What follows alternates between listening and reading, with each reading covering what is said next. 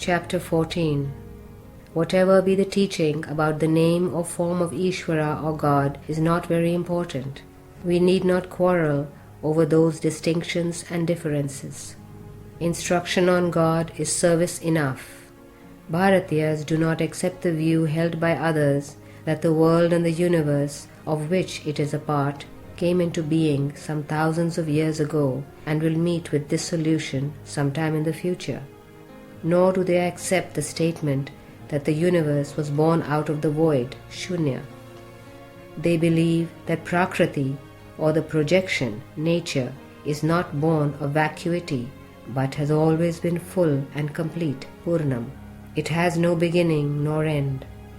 It has only gross and subtle forms. It is no sign of enlightenment to infer that, since there is no evidence of the full and complete, there must be a void in the beginning.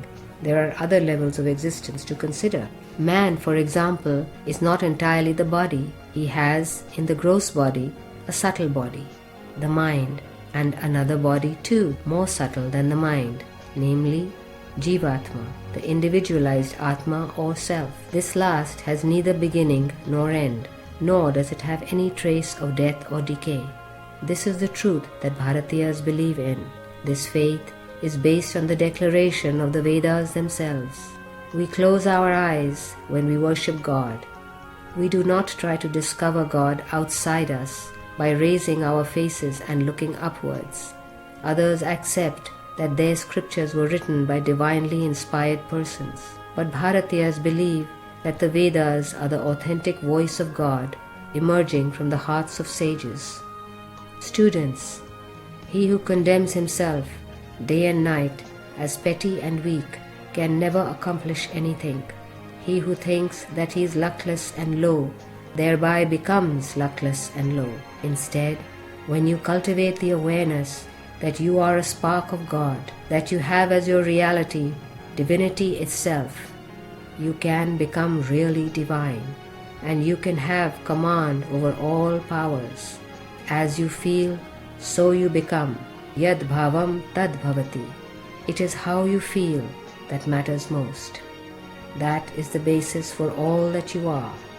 Have faith in the Atma, the Self. This is a must for man. In its absence, man is being reduced to a monster, reveling in vice and wickedness. Your forefathers achieved prosperity, peace and joy, and succeeded in attaining their goals through that faith alone. When people lose that faith, they are certain to fall, for that faith is the very breath of life. When there is no breath, man becomes a corpse, Shavam. With the breath of that faith, he becomes divine, Shivam, the same as Shiva himself. Faith in the Self is the expression of the Shiva principle in man. That faith can endow man with all forms of power and render him full and complete, Purna. For the Atma, by its very nature, is self-sufficient and full. No other sadhana is needed to realize that state. Purity too is our nature. Self-sufficiency, Paripurnata, is also the nature of the Self.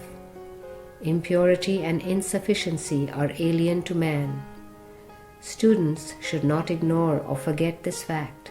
Real education must arouse this faith and infuse the awareness of this fullness in every activity. This is the essential aim, the core of the right type of education. There is one other truth that we have to keep in mind more than every other.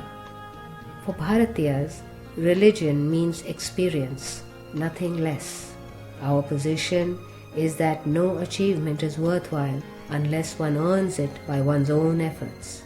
Everything valuable must be cultivated by oneself. Divine grace awaits individual striving and sadhana. The doctrines and directives of religion have to be assimilated by means of actual experience. It is not enough if one learns to repeat them parrot-like. The truth has to be identified. This is the very first step. The sooner we understand the truth, the sooner will religious conflicts and creedal dissensions disappear.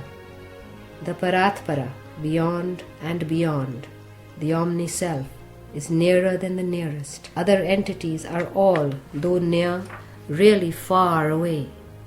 Become aware of this fact. Then alone can the knots in which the heart is entangled be loosened.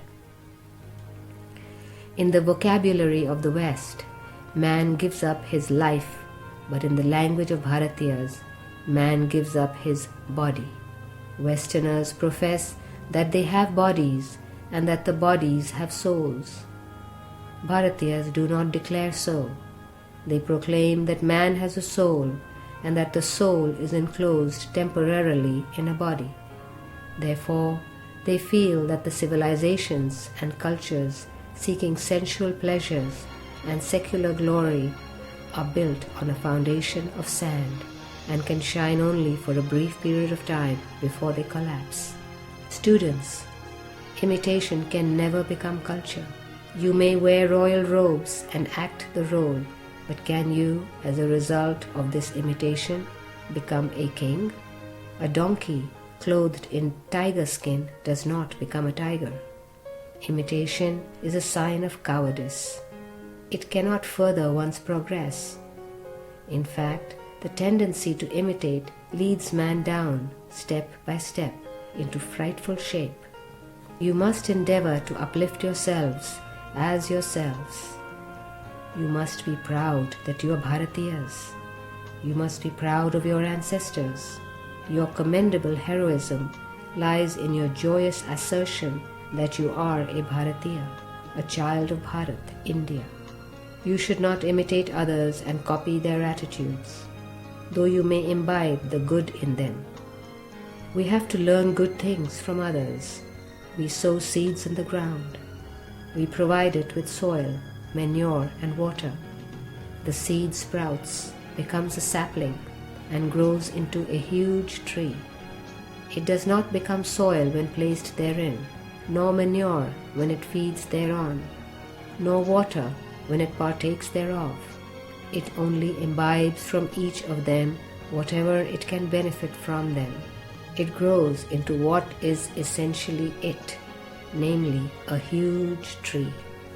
May you too grow likewise. You have to learn much from others. Learn the supreme and the means of attaining it from even the lowest.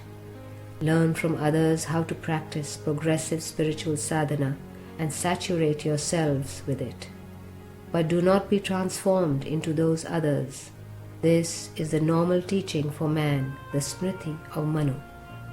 This is the lesson that students have to understand. This is the first and foremost lesson, the crucial lesson.